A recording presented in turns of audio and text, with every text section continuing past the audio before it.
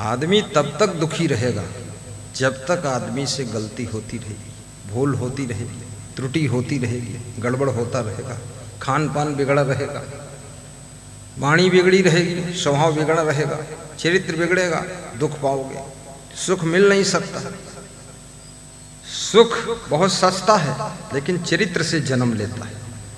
बहुत सस्ता है, सत्कर्मों से जन्म लेता है। सुख सस्ता है, शांति सस्ती है, लेकिन सुंदर स्वभाव से, मृदुल वाणी से और सदाचरण से ही सुख का जन्म होता है। ये भ्रष्टाचार से सुख पैदा ही नहीं होगा। बोलिए सद्गुरु भगवान की जय। रावण कभी सुख नहीं पाया, शांति नहीं पाया, हमेशा क्रोध में रहता था। अपनी पत्नी से बोलता था, चुप, मैं रावण हूं। तेरी पत्नी के कहती तू रामचंद्र हो। उसने तो कभी कहा नहीं तू चिल्ला रहा। तेरी पत्नी क्या पता नहीं कि तू रावण है कि लक्ष्मण है। फालतू डिंग मारता है कि मैं रावण हूं, करसता है, बड़ी बड़ी मूछें फालतू लगा रखा है। तू रावण।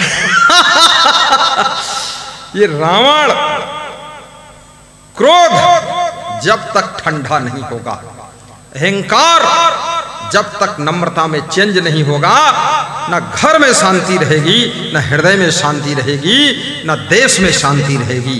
क्रोध और अहंकार को काबू कीजिए, सदाचारी बन जाइए और प्रसन्न चित्त रहिए और दुकानदारी हंस करके कीजिए। बिजनेस में भी 4 चांद लग जाएंगे, सफलता तुम्हारे चरण चूम लेगी। राजनीति भी करो तो हंस कर करो। मुंह ऐठने से कोई वोट थोड़े दे देगा। खूब मुंह ऐठते रहो कि मैं बांके जिला से आई हूँ, मुझे वोट दे देना है। ये गुड़गुड़ गुड़गुड़ बोलने से कुछ नहीं होगा। पहले कहिए, पधारे हुए समस्त देवियों और देवताओं को मैं प्रणाम करता हूँ, नमन वंदन करता हूँ, अभिनंदन करता हूँ। और ये नेपाल देश ये साधारण देश नहीं है। इस देश का दर्शन करने के लिए विश्व से लोग आते हैं। आइए हम आप मिलकर के इस देश को और आगे बढ़ाएंगे और इतना सुंदर बनाएंगे कि विश्व में ये सबसे 1 नंबर पर होना चाहिए। बोलो इस तरह। म्याऊं म्याऊं क्या बोलते हैं। और हाथ भी जोड़ो, ऐसे जोड़ो जैसे हमारे मेयर प्रशांत बिष्ट जोड़ते। हाथ जोड़ना भी सीखो, मुस्कुराना भी सीखो। हम तो नेता होते ना, बहुत ठहाका लगाते, सब जनता का दिमाग उसी में गड़बड़ा देते, मिक्स कर देते।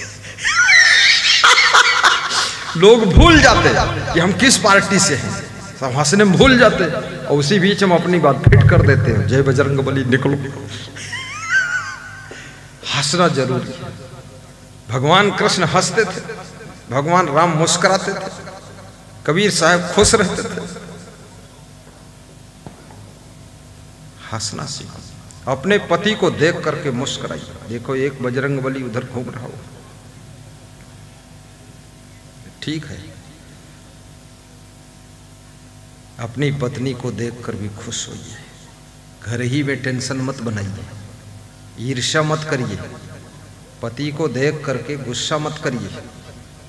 कितनी स्त्रियां समझती मेरा पति पूरा बेवकूफ है, अब इससे खुश क्या होना।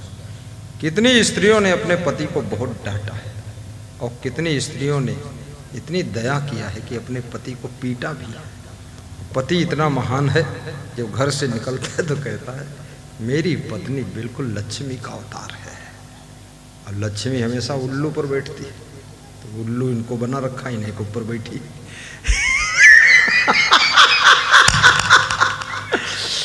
अरे ये सब पति को गाली नहीं देना चाहिए और पत्नी को मारना नहीं चाहिए,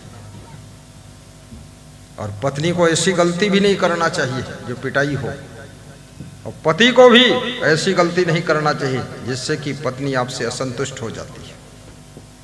कभी ऐसी गलती मत करिए।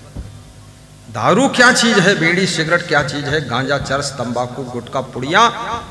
अरे अगर रिश्तों में मधुरता है तो याद रखना सबसे बड़ा नशा तो प्रेम का नशा है, जिस नशा में पूरा विश्व फंसा है। प्रेम बहुत बड़ी चीज है। शिवरी के प्रेम और भक्ति में राम भगवान भी वहां गए थे। शिवरी के प्रेम में विदेश जाने का मन होता है, अपना देश तो देख लिया, अब मन होता दूसरे के देश देखो। हर चीज़ दूसरे की तुमको आकर्षित करती है। दूसरे का घर देखते हो बहुत अच्छा लगता है। कल मैंने साबित राम कुर्मी का घर देखा। ये जगत राम के मामा हैं।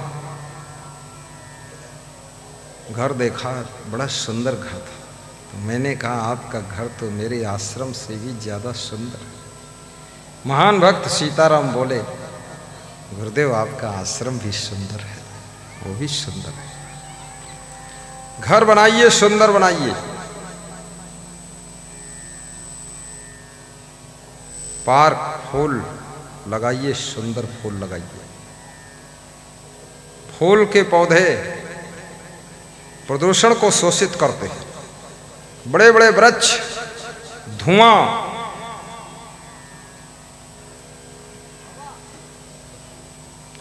कार्बन डाइऑक्साइड, गंदी गैसों को शोषित करते हैं।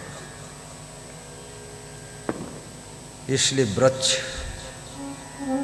फूल, पौधे, इनको जीवनदायी कहा गया है। ये जीवनदाता है। आप अपने घर में इतना स्थान जरूर बचाइए कि एक पेड़ लगा दीजिए। बहुत बड़ा ना हो, छोटा हो, 10-5 फूल के पौधे लगा दीजिए। इससे जो तुम कार्बन डाइऑक्साइड छोड़ते हो उसको शोषित कर लेते हैं। तुलसी का पौधा लगाइए। तुलसी का पौधा 24 घंटे ऑक्सीजन फर्स्ट क्लास देता है और रात में डबल ऑक्सीजन देता है। और गाय के घी का जलता हुआ दीपक कई टन ऑक्सीजन पैदा करता है।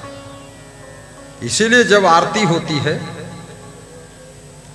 तो आरती में दीपक जलाया जाता है, क्योंकि वहाँ भीड़ होती है, ऑक्सीजन कम हो जाती है, CO2 बढ़ जाती है, दम घुटने लगता है।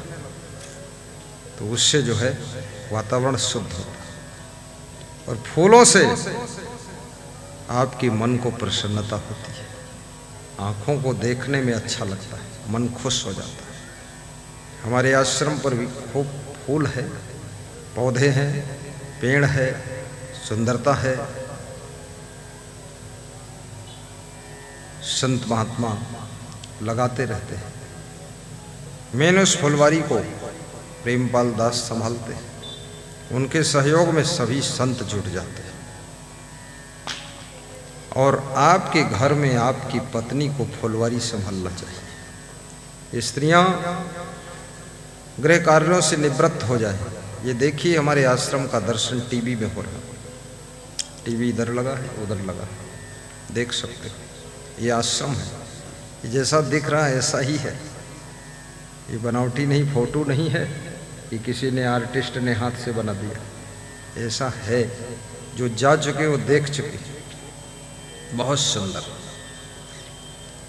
आपका घर भी सुंदर हो, घर वाला भी सुंदर हो, घर वाली भी सुंदर हो। सुंदर होने का अर्थ कि घर वाला खूब गोरा चिट्टा हो, उसे सुंदर नहीं कहते। घर वाली खूब गोरी चिट्टी हो, खूब ओठों में लाल लगा दे, नाक में काला रंग लगा दे, माथे में पीला लगा दे, अब गाल में नीला रंग लगा दे, ये सुंदरता नहीं है। सुंदर का मतलब होता है सुंदर स्वभाव हो, सुंदर चरित्र हो, सुंदर विचार हो, मृदुल वाणी हो और साफ सुथरा व्यवहार हो और सुंदर प्रेम हो। उस व्यक्ति को सुंदर कहा जाता है। शरीर से सुंदर तो बहुत से लोग होते हैं, लेकिन स्वभाव से जो सुंदर होता है उसे ही सुंदर होने का नाम दिया जाता है।